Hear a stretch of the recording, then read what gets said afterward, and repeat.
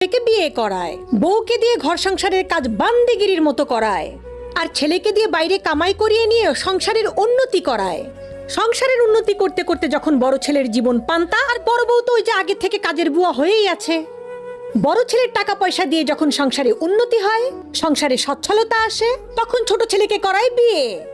বিয়ে করিয়ে ছোট ছেলের জন্য নিয়ে আসে জমিদারের মেয়ে। কারণ সংসারে তো এখন আর টাকা পয়সার অভাব নাই, জমিদাররা তো দেখে এমনি মেয়ে দিয়ে দিয়েছে।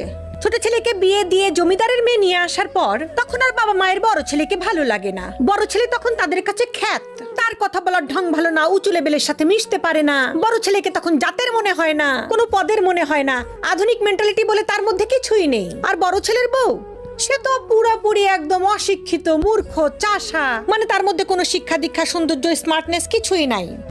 বাংলাদেশে এরকম টাইপের যত শাশুড়ি আম্মারা এবং শ্বশুর মশাইরা আছেন, তাদেরকে খাস বাংলায় একটা কথা বলতে ইচ্ছা করে,